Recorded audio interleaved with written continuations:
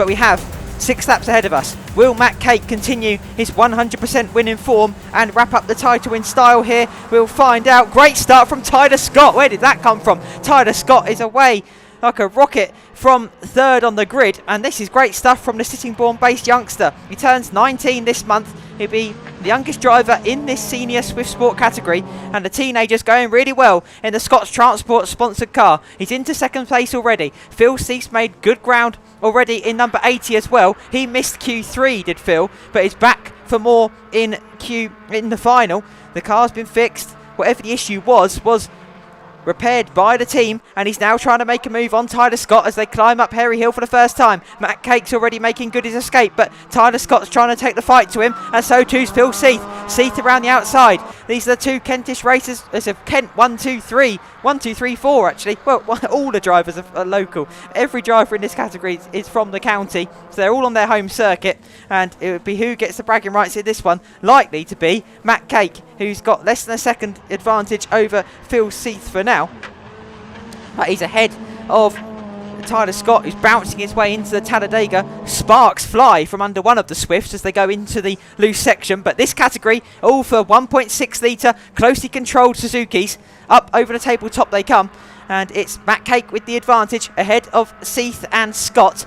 And this really is an entry-level option to go rallycrossing. If you're trackside and you want to go racing, Swift Sports and the cross cars are arguably the most accessible options. You can get out on track in hiring a car or buying one yourself and building it up and running it with your own team, which always helps with costs, or you can go into the hire car route and don't have to worry about too much of it at all. Under braking, Phil Cease has got the sparklers going as he comes down into Paddock Bend.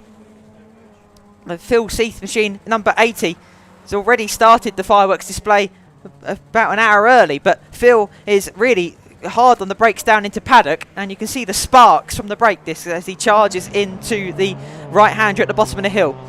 Sparks from the Swifts, and we hit half distance. 3 laps left to go then. Matt Cake is 3 laps away from confirming the 2025 title. He has been the man to beat all season long, and he's showing great speed again. Works in agriculture and landscaping, and a very handy rallycross driver when he's put behind the wheel of this 1.6 litre Suzuki. Down Hairy Hill and into Paddock. This has been a great display from Cake, and he's going into the Joker. So Matt Cake then gets that longer Joker route done. Into the Joker lap he goes, and Phil Cease going to come through in second spot.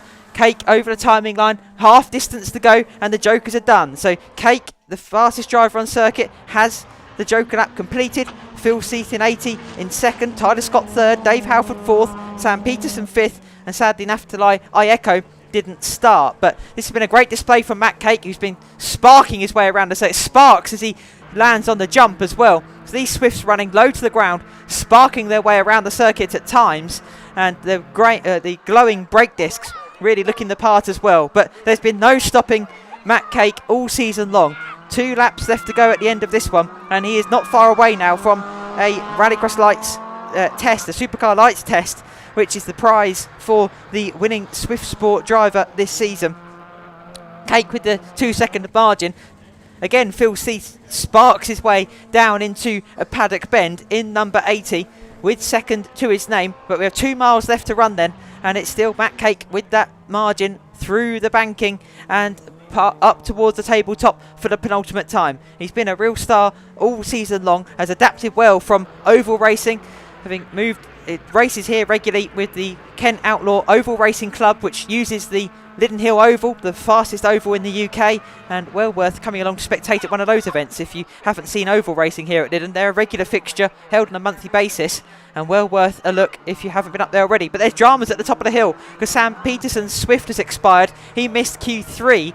It did sound like he had engine issues earlier in the day, and Sam Peterson has stopped up at North Bend Hairpin.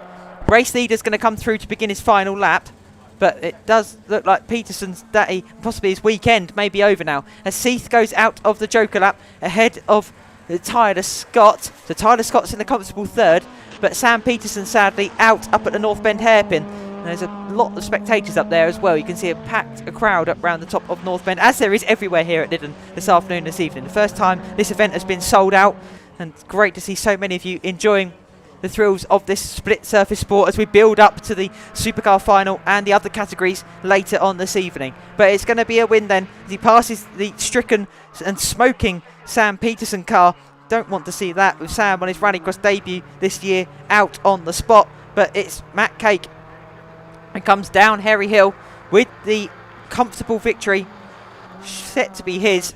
630 comes through, and it's going to be the win and the championship then for Matt Cake. Matt Cake confirms it all. He wins again, continues his 100% winning streak and wins the title, just as Dan Swayland had earlier. Matt Cake wins it. Phil Seath is going to be second. That's a strong result for the Lydden Hill local. And Tyler Scott on his debut gets third. So Tyler's day started in the gravel trap and ends on the podium. Great stuff from Tyler, and the Scott family will be delighted with that. We've seen both Chris and Darren Scott drive that car effectively, and now there's the next generation. Tyler Scott from Sittingbourne gets a podium ahead of far more experienced Rallycross campaigner Dave Halford, and sadly we lost Sam Peterson and Naftali I Echo. But Matt Cake does it. 7.8 seconds in a one-make, single-make class is impressive stuff, and we know that Cake is very quick everywhere he goes, and he takes the win again.